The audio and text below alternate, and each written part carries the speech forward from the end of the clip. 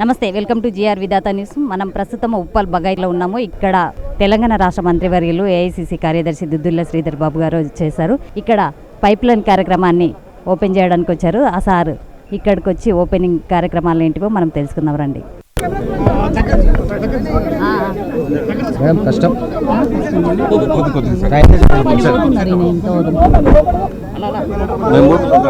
అదే సార్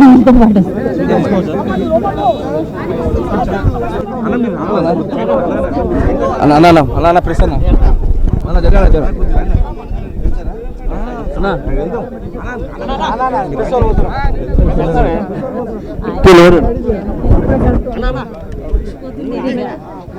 కొంచెం జరగండి చేసిరు.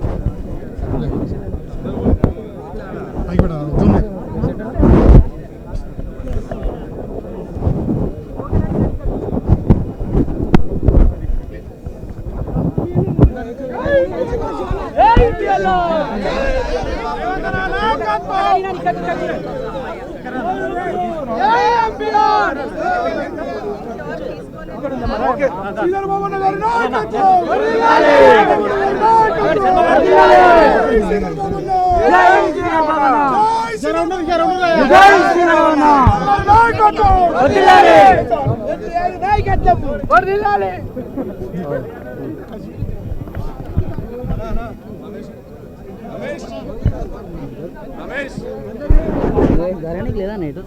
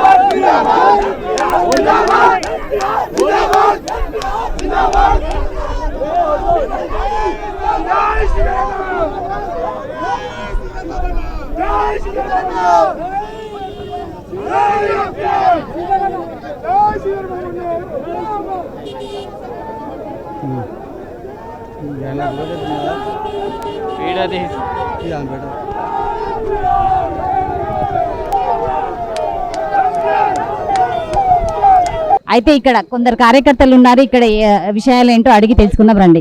నా పేరు మేకల దయాసాగర్ రెడ్డి.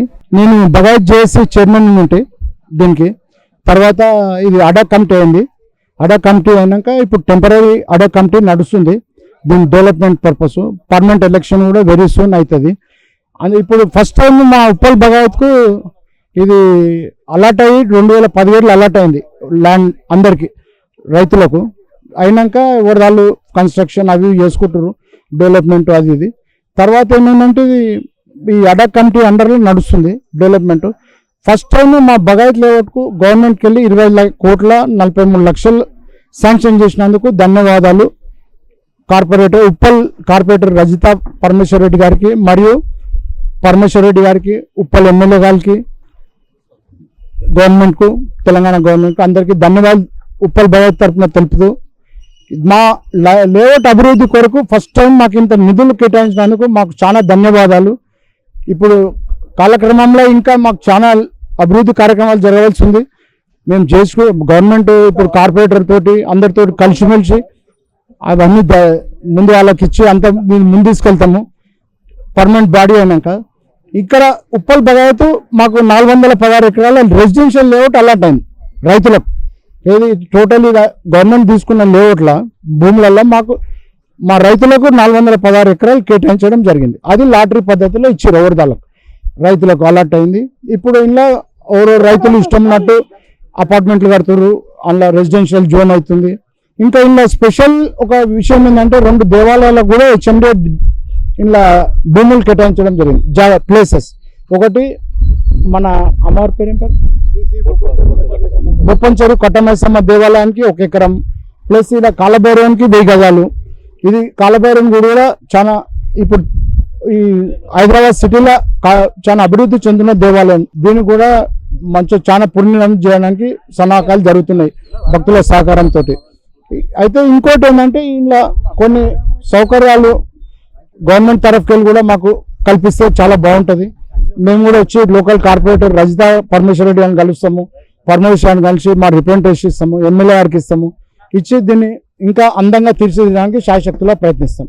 గవర్నమెంట్కు ధన్యవాదాలు తెలుపుతూ ఈ మాకు 25 కోట్ల 43 లక్షలు ఫస్ట్ టైం గవర్నమెంట్ నుంచి నిధులు అందినందుకు ఉప్పల్ బగాయత్ జేసీ చైర్మన్ మాజీ చైర్మన్ తరఫున నేను దయాసాగర్ రెడ్డి గారు ధన్యవాదాలు తెలుపుతున్నాను. Thank you very much. ఈ బగాయత్ ఫామ్ అయ్యి 2017 సంవత్సరంలో స్టార్ట్ అయిందమ్మా. ఇది స్టార్ట్ అయినాక మెల్లమెల్లగా అంచెలంచెలు కూడా పెరుగుకుంటూ వచ్చింది. ఇది ఇప్పుడైతే సమస్యలు చాలా ఉన్నాయి. ఇంట్లో ఈ బగాయత్ ఇంచుమించు 600 ఎకరాలు లేవట్. ఇది దీనికి ఫస్ట్ కన్వీనర్గా మేకల దయాకర్ రెడ్డి చేసిండు. ఆయన బాగా ఖర్చు పెట్టి ఎంతో అభివృద్ధి తీసుకొచ్చిండు. ఆయన పెద్ద మనుషులను అందరూ కలుపుకొని ప్రతి ఒక్కరికి వేగాలు అందరికీ ప్రతి ఒక్కరికి న్యాయం చేసుకుంటూ వచ్చిండు.